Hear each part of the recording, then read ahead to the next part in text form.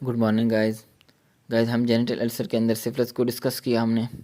उसके बाद हम आज जो है लिम्फोग्रेनुलोमा वेनेरियम, जो कि हमारे पास क्या है, इसका एजेंट कौन सा है, क्लेमाइडिया ट्रैकोमेटस। ये वाला चार्ट जो है ना, ये सबसे ज़्यादा इंपॉर्टेंट है। अगर ये चार्ट एक दफ़ा आपके माइंड में आ जाएगा तो फिर आपको डिज़ीज़ को मेमोराइज़ करना बहुत ज़्यादा ईजी हो जाएगा। सबसे पहले हमने क्या पढ़ा था, पेनलेस जेनिटल अल्सर, और फिर इसके बाद इनग्वायनल लिम्फ नोड को हमने देखा था, तो वो पेनलेस था, तो हमने सिफिलिस को डिस्कस किया। आज हमारा जो है ना इनग्वायनल लिम्फ नोड जो है ना वो पेनफुल है, उसके अंदर LGV लिम्फोग्रेनुलोमा वेनेरियम, उस डिजीज़ को हम डिस्कस करेंगे। और उसके साथ ही LGI लिम्फोग्रेनुलोमा इनग्वाइनल्स, उसको हम डिस्कस करेंगे। ठीक है।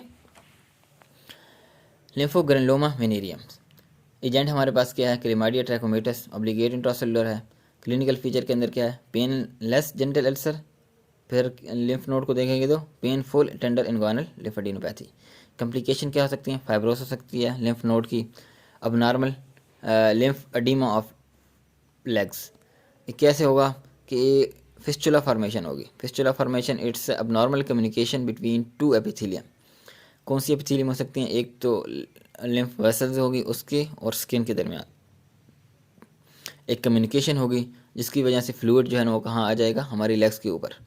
तो लिम्फ एडिमा ऑफ लेग हो सकता है। अब ये डिजीज़ हो गई, इसके ख़िलाफ़ क्या हो जाएगी, हमारे पास एंटीबायोटिक जो है ना, सॉरी एंटीबॉडीज़ जो है ना वो बन चुकी होंगी। इस डिज़ीज़ के तकरीबन 1 to 3 वीक एक डिज़ीज़ होती है जिसको हम, एक सिंड्रोम होती है जिसको हम क्या नाम देते हैं, rater syndrome. Rater syndrome it is the post infective condition, मतलब लिम्फ ग्रेनुलोमा वेनेरियम हो गई और उसके बाद ये वाली कंडीशन आ सकती है, ये वाली सिंड्रोम आ सकती है। पोस्ट इन्फेक्टिव कंडीशन है, आफ्टर 1 to 3 वीक अक्कर होगी। और antibodies can react cross react with, जो एंटीबॉडीज़ इसके ख़िलाफ़ बनी थी ना, वो उन्होंने अब क्रॉस रिएक्ट करना है और स्ट्रक्चर के साथ। उनमें से क्या हो सकता है, सनोवियल मेम्ब्रेन ऑफ जॉइंट उसके साथ रिएक्ट करेगी तो आर्थराइटिस कॉज करेगी, कंजक्टाइवल मेम्ब्रेन के साथ करेगी तो कंजक्टिवाइटिस, रीथरल मेम्ब्रेन के साथ करेगी तो यूथराइटिस। ये classical tried of rater syndrome है। इसके अंदर लिम्फ ग्रेनुलोमा वेनेरियम इतना इंपॉर्टेंट नहीं है जितना उसकी कम्प्लिकेशन में रेटर सिंड्रोम है। इन्वेस्टिगेशन क्या करेंगे, सीरोलॉजी, एंटी क्लेमाइडियल IgM करेंगे, और उसके बाद ट्रीटमेंट क्या है हमारे पास, डॉक्सीसाइक्लिन। फिर हमारे पास दूसरी आ जाती है लिम्फोग्रेनुलोमा इनग्वाइनल। ये भी STI है। एजेंट हमारे क्या पास क्या है, calymmatobacterium granulomatis obligate intracellular है, सब टाइप ऑफ क्लिप्शियला है। क्लिनिकल फीचर में पेनलेस जेनिटल अल्सर और painful abscess formation. Painless genital ulcer और पेन लेस लिम्फ नोड होंगे तो क्या होगा, सिफिलिस। पेनलेस जेनिटल अल्सर और पेनफुल लिम्फ नोड होंगे तो हमारे पास क्या होगा, LGV लिम्फोग्रेनुलोमा वेनेरियम। और painless genital ulcer but painful abscess formation तो होगा, तो उसमें क्या, वो क्या है, लिम्फोग्रेनुलोमा इनग्वाइनल LGI। कम्प्लिकेशन हमारे पास वही फिस्टुला फॉर्मेशन हो सकती है, फाइब्रोस हो सकती है लिम्फ नोड की, और इसके अंदर इतनी फाइब्रोस हो सकती है कि लिम्फ एडिमा जो है ना बहुत ज़्यादा होगा, और वहाँ टांगे इतनी बड़ी हो जाएंगी, इतनी हाथी की जो टांगे होती उसकी तरह हो जाएंगी। इसको हम क्या नाम देते हैं, एलिफेंटिएसिस। अब का एक क्वेश्चन बहुत ज़्यादा कॉमन होता है कि which sexual transmitted disease can cause lymphoma. Lymphoma होता है कि जब हमारे जो लिम्फ नोड है ना, उनकी लिम्फ सेल है ना, उनकी जो मेलिग्नेंसी हो जाए ना, तो उसको हम लिम्फोमा कहते हैं। ठीक हो गया। इसके अंदर है malignant changing in lymph node. Lymph node के अंदर जब भी मेलिग्नेंसी हो गई तो उसको हम क्या नाम देते हैं, लिम्फोमा।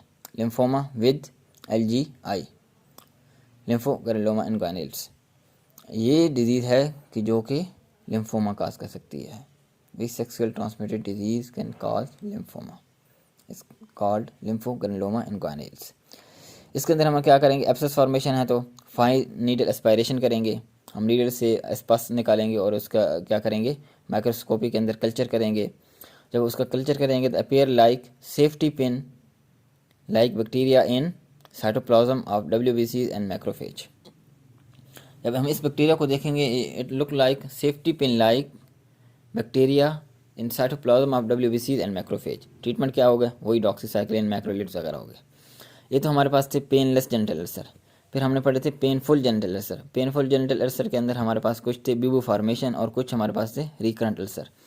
अब बीबू फॉर्मेशन के अंदर एक ही था जिसको हमने क्या नाम दिया था, chancroid. Leading cause of genital ulcer in topical region. Topical region के अंदर हमारे पास क्या आती है, सेंट्रल अफ्रीका या फिर फॉरेस्ट एशिया, पाकिस्तान जो है ना वो सब टॉपिकल एरिया के अंदर आया था। एजेंट हमारे पास क्या है, Haemophilus ducreyi, gram negative rod है, नॉन एंटेरिक है। Clinical feature 20 to 40 years, male and female ratio common है, इक्वल है।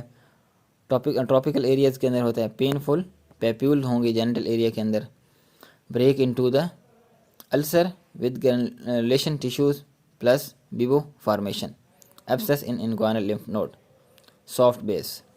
अब इसके और सिफिलिस के अंदर कुछ फ़र्क है। वहाँ भी अल्सर बन रहे थे लेकिन वहाँ क्या थे, नीट एंड क्लीन अल्सर थे और उनकी बेस क्या थी, हार्ड थी। लेकिन यहाँ क्या होंगे, अल्सर विद ग्रैनुलेशन टिश्यूज़। इसके अंदर बिबो फॉर्मेशन होगी, पस यानी एब्सेस होगी इन इनग्वानल लिम्फ नोड में, और इसकी जो बेस होंगी वो क्या होंगी, सॉफ्ट होंगी। वहाँ क्या थी, हार्ड, यहाँ क्या है, सॉफ्ट। वहाँ का जो प्राइमरी सिफिलिस है और यहाँ ये जो शंक्राइड है, शंकर और शंक्राइड दोनों के अंदर फ़र्क रहे।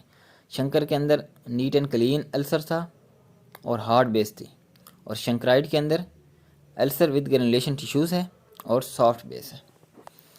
इन्वेस्टिगेशन क्या करेंगे, वही अगर एब्सेस फॉर्मिंग है तो फाइन नीडल एस्पायरेशन करेंगे, कल्चर करेंगे।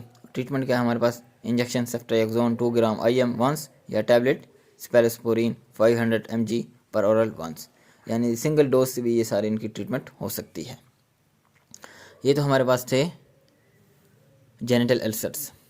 और लास्ट में हमारे पास जेनिटल अल्सर जो रिकरेंट अल्सर था वो उसमें क्या था, अगर कोई पेशेंट आए जेनिटल अल्सर के साथ, फिर ओरल अल्सर के साथ और कॉर्नियल अल्सर के साथ, उसको हम क्या नाम दिया था, ऑटो इम्यून वास्कुलाइटिस का नाम दिया था।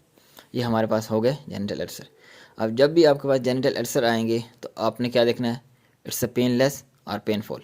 अगर पेनलेस है फिर हम देखेंगे कि रीजनल लिम्फ नोड या इनग्वानल लिम्फ नोड वो पेनफुल हैं, वो पेनलेस हैं, तो फिर हमारा माइंड जाएगा सिफिलिस की तरफ, शंकर की तरफ, ट्रेपोनीमा पैलिडम की तरफ।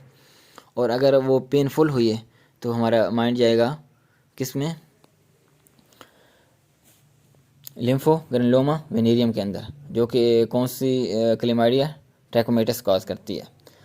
फिर हमारे पास आ जाएगा, अगर पेनलेस जेनिटल अल्सर है और एब्सेस या बिबू फॉर्मेशन है लिम्फ रीजनल लिम्फ नोड की, तो हम उसको क्या नाम देते हैं, लिम्फोग्रेनुलोमा इनग्वानेल्स। फिर उसके बाद आ जाती है कि पेनफुल जेनिटल अल्सर है।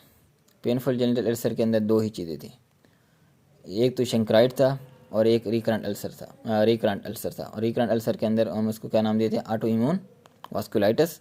और शंकर के अंदर क्या था, हीमोफिलस डेक्राइल, जो कि जो बैक्टीरिया काज करता है उसको क्या नाम देते हैं, हीमोफिलस डेक्राइल।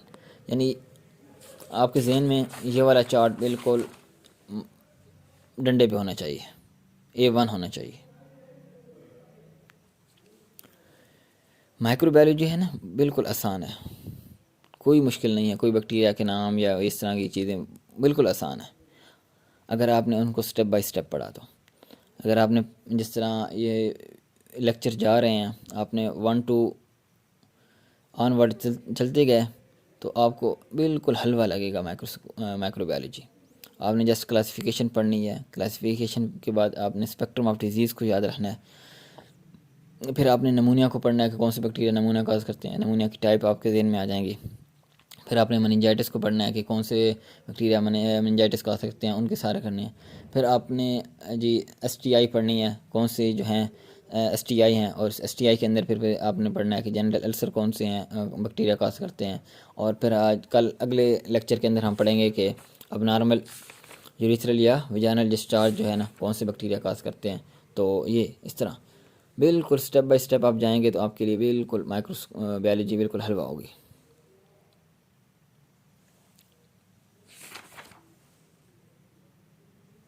एंड उम्मीद करता हूँ कि आपको ये समझ आ रही होंगी।